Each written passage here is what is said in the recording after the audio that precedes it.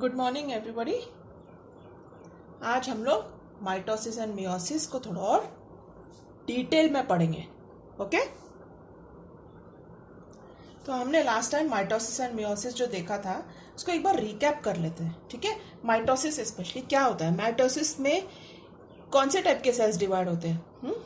Mitosis में वो sales divide होते हैं जो हमारी बॉडी के ग्रोथ के लिए जरूरी है, जैसे जो इनको सोमैटिक सेल्स भी कहा जाता है या नॉन रिप्रोडक्टिव सेल्स। ठीक है, माइटोसिस जो होता है वो सोमैटिक या नॉन रिप्रोडक्टिव सेल्स में होता है।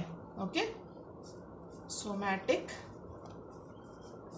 और नॉन रिप्रोडक्टिव सेल्स।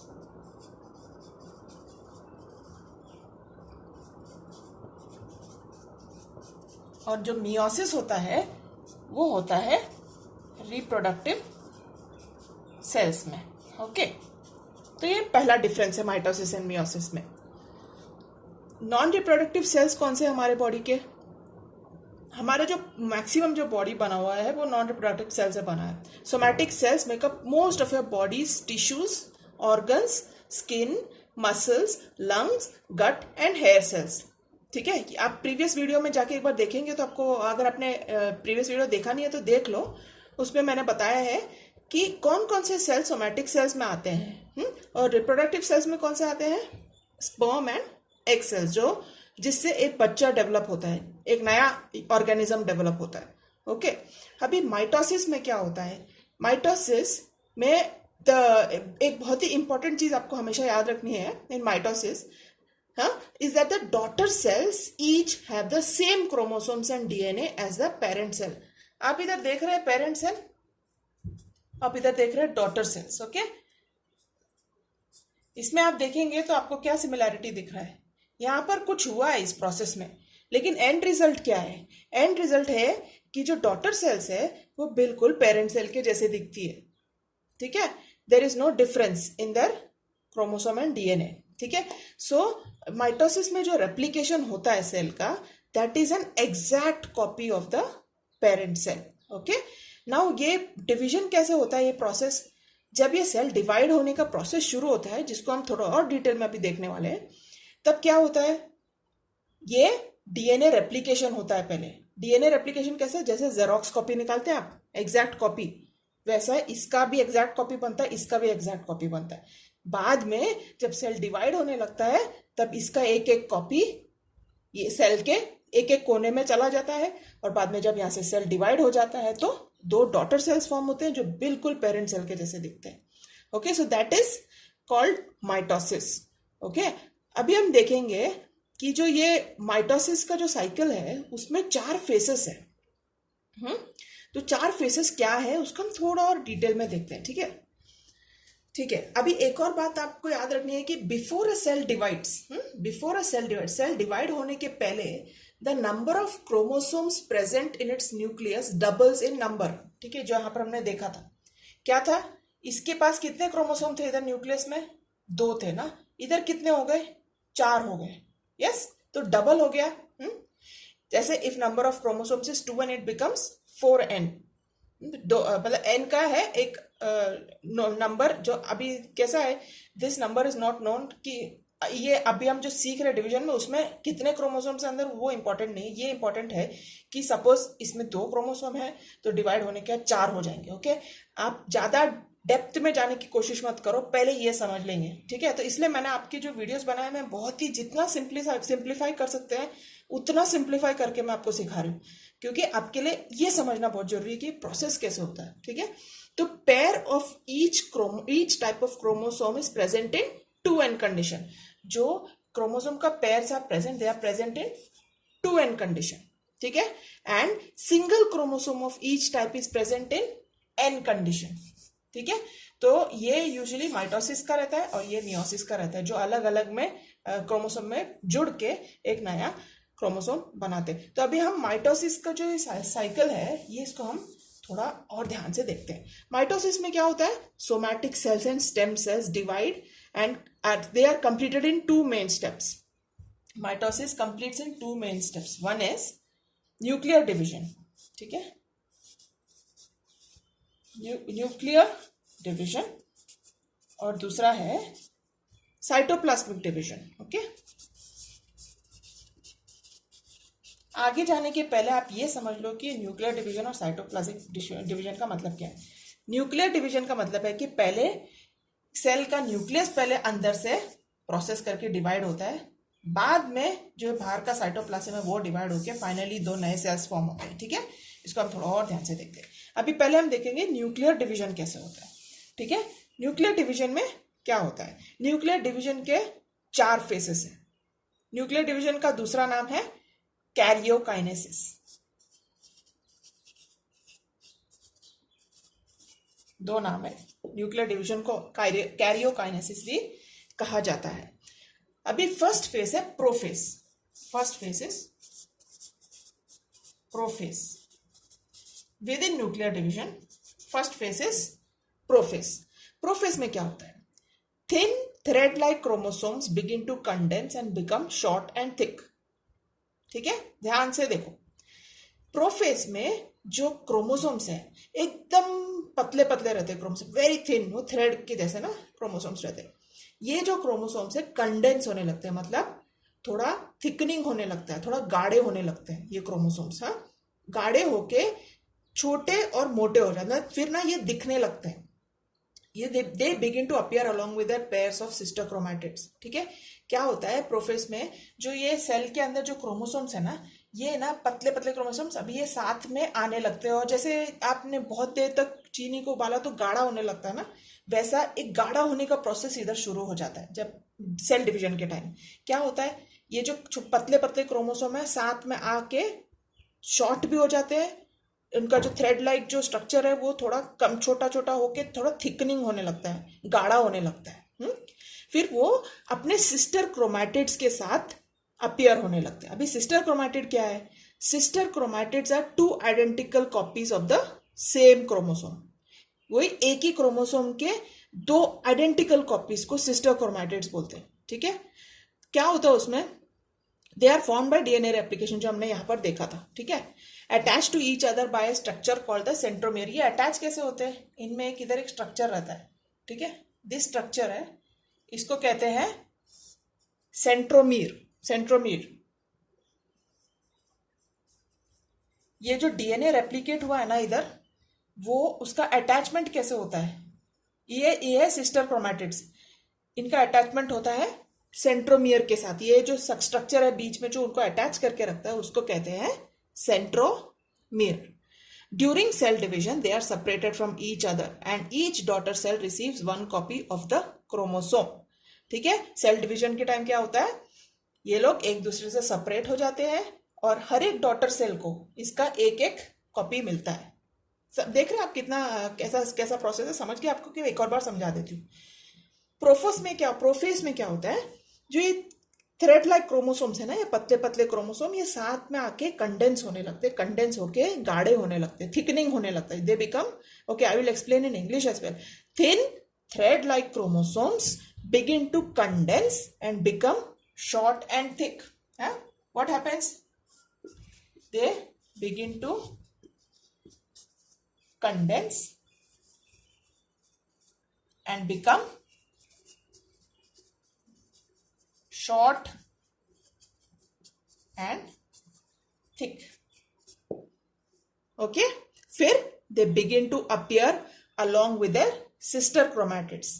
उनके जो सेम क्रोमोसोम वाले जो क्रोमैटिड्स हैं उनके साथ वो एक दूसरे जुड़ जाते हैं। ठीक है, they begin to appear along with their sister chromatids. What are sister chromatids? Sister chromatids are 2 identical copies of the same chromosome. Okay, 2 identical copies of the same chromosomes. How are they formed? By DNA replication. Sister chromatids are formed by DNA replication and they are joined together by centromeres. Okay?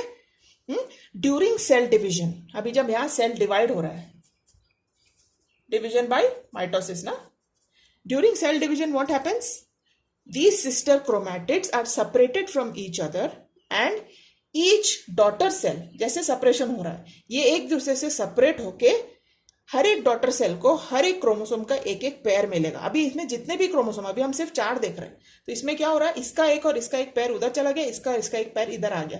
तो जब division होने के बाद क्या हो रहा है, हर एक डॉटर सेल को एक हर क्रोमोसोम का एक एक कॉपी मिल रहा है, करेक्ट। इसमें भी देखो एक रेड है एक ब्लू है, एक ब्लू एक रेड है कि नहीं। जब डिवाइड होने के बाद जैसे एग्जैक्ट पेरेंट जैसे दिखता है, they look like the parents. Okay, तो ये है आपका first phase, that is the prophase.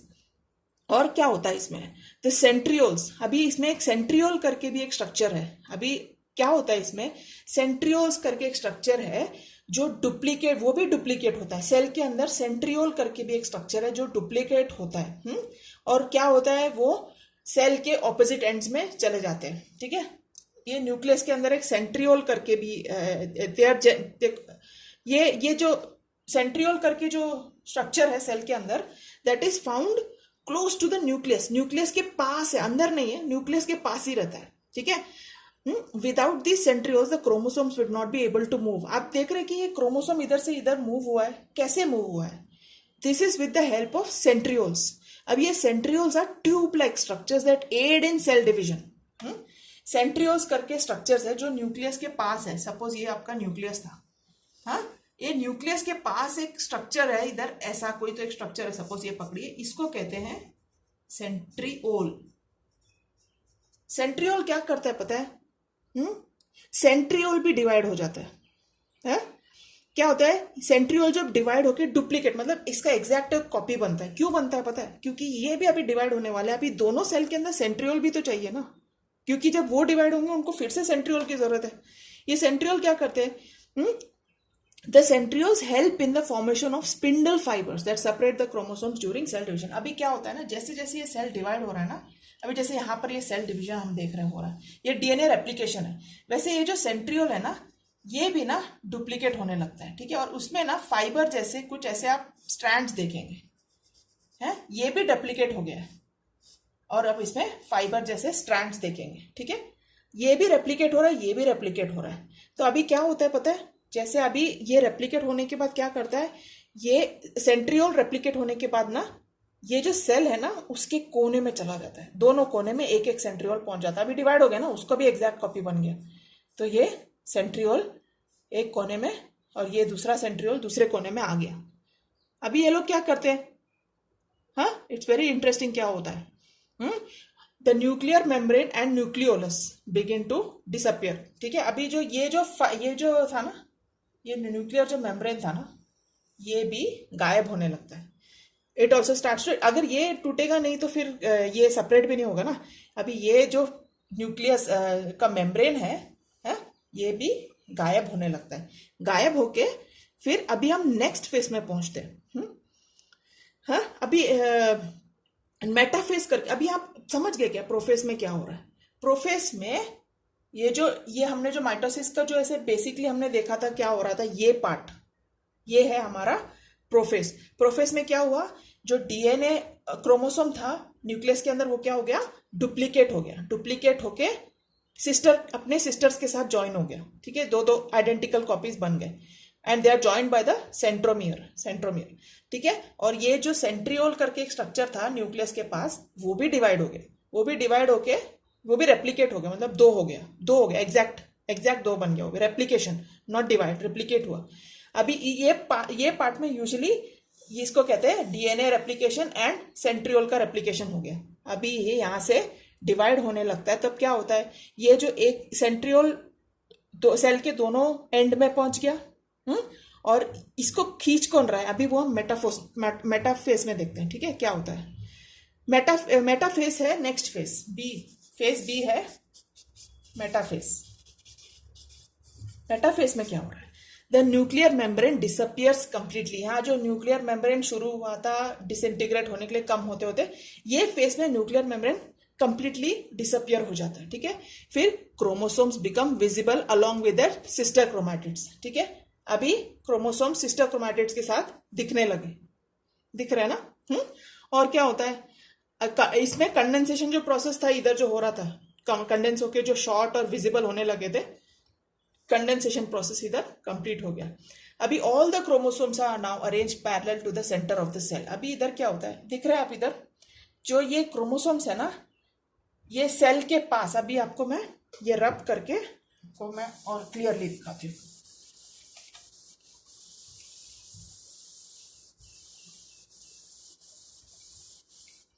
Okay, अभी हम देख रहे हैं मेटाफेज, है ना।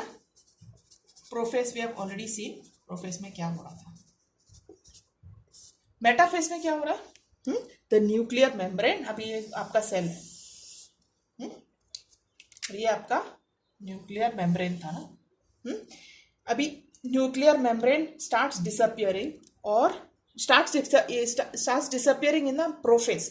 मेटाफेज में न्यूक्लियर मेम्ब्रेन कंप्लीटली डिसअपियर्स, ठीक है, गायब हो जाता है, ठीक है।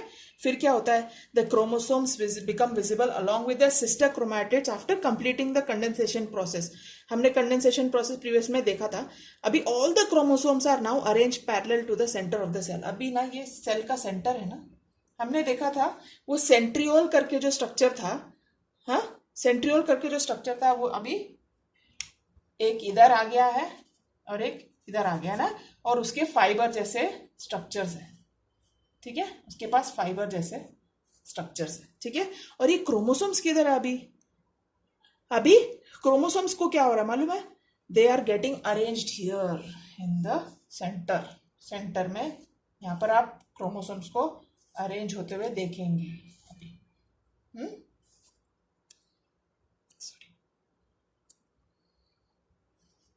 ठीक है। अभी आपने क्रोमोसोम्स इधर अरेंज होते हुए, कहां पर, सेल के सेंटर पोर्शन में ये लोग अरेंज हो जाते हैं। फिर parallel to the center of the cell, spindle fibers or flexible protein fibers are formed between centromere of each chromosome and both centrioles।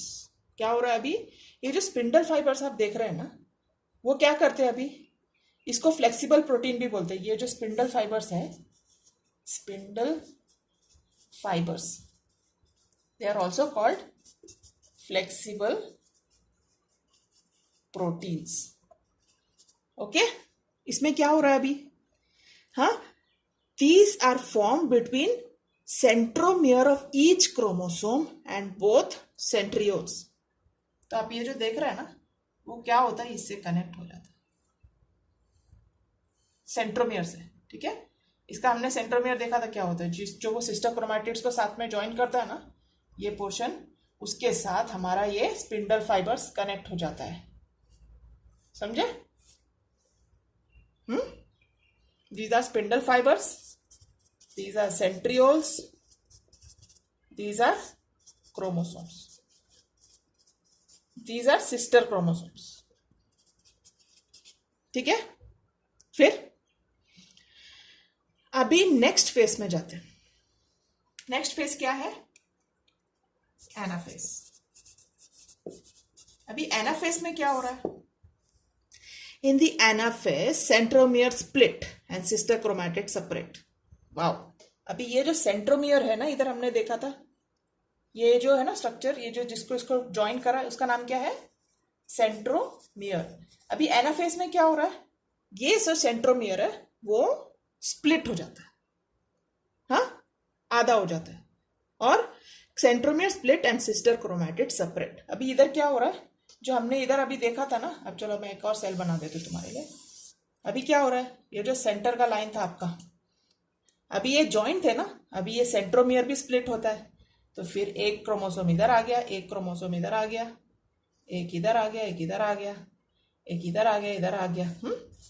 और जो ये फाइबर जो इनको पुल कर रहे थे, वो तो इनसे जुड़े हुए, फ्लेक्सिबल प्रोटीन, है ना, spindle fibres are joint to this. अभी ये तो स्प्लिट हो गया ना, सेंटर से स्प्लिट हो गया, है कि नहीं। This causes each set of chromosomes to reach the opposite poles of the cell. अभी ये जो स्पिंडल फाइबर है, इनको खींच के वो कोने में ले जाता है। What does it do in the anaphase, what happens, centromeres split and sister chromatids separate and are pulled in opposite direction by the spindle fibers। ये जो spindle fibers है वो इनको एक एक कोने में खींच लेती है। These are called daughter chromosomes। This causes each set of chromosome to reach the opposite poles of the cell। Okay? ये है daughter। अभी ये इनको daughter chromosome बोलते हैं। अभी तक क्या बोल रहे थे उनको, sister chromosomes। अभी ये स्प्लिट हो गए, तो अभी इनको क्या कहते हैं, डॉटर क्रोमोसोम्स। हाँ, अभी ये जो पोल है दोनों तरफ खिंच गए। अभी हम नेक्स्ट फेज में आएंगे। वो है telophase.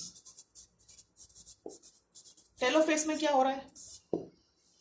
The chromosome now start to decondense and become thread like and invisible। अभी क्या हो रहा है? देखो अभी ये आपका दो पार्ट हो गया सेल का, लेकिन दोनों पार्ट एक दूसरे से बिल्कुल सिमिलर है, ठीक है? There is no difference, they are the same।